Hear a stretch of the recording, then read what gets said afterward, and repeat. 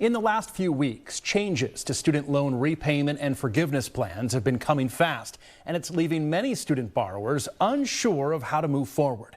We're joined now by our go-to student loan expert, Betsy Mayotte, the president of the Institute of Student Loan Advisors. Thanks for taking the time, Betsy. My pleasure. So the latest student loan change came on Friday when President Trump signed an executive order to exclude certain federal student loan borrowers from the Public Service Loan Forgiveness Program. What's changing when it comes to this program? In the immediate, absolutely nothing.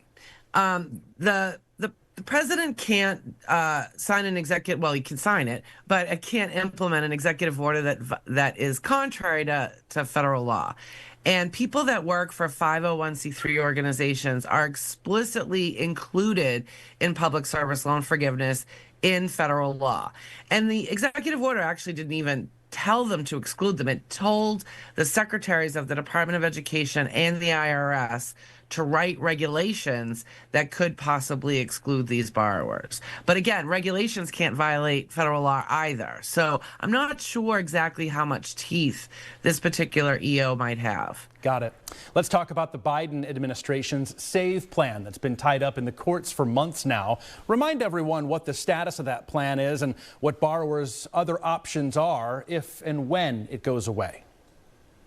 Yeah, so the Biden administration attempted to implement a payment plan that's based on people's income and family size that was a lot more generous than prior plans.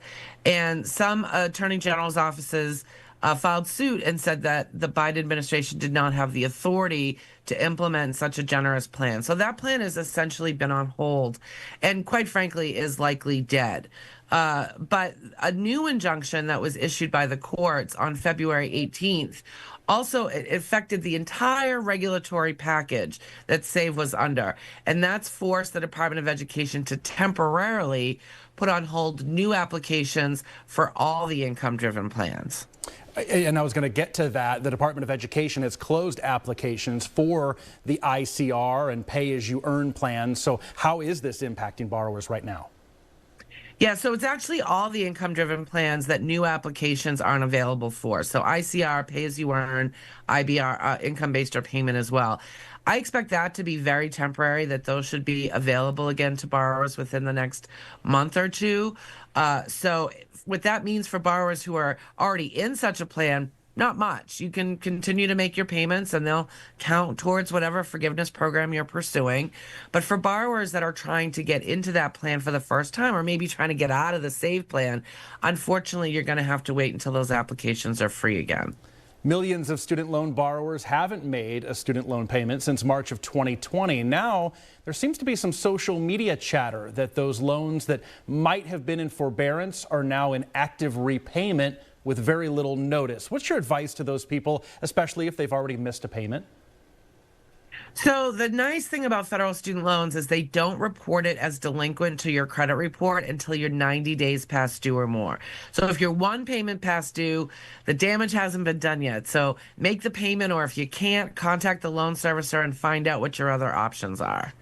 Finally, we know the Trump administration is gearing up for major changes to the Department of Education, which, among its other functions, oversees a $1.6 trillion portfolio of student loans.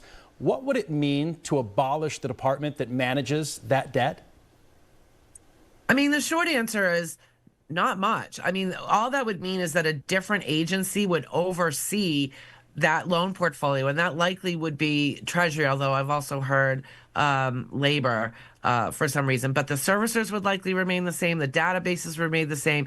Absolutely, the terms and conditions of the loans would remain the same. It would just be a different agency providing the oversight. Well, that's good that it wouldn't really disrupt things too much. Betsy Mayotte with the Institute of Student Loan Advisors, thank you so much for helping us out. I'm sure we'll be chatting again soon. I hope so. Thanks.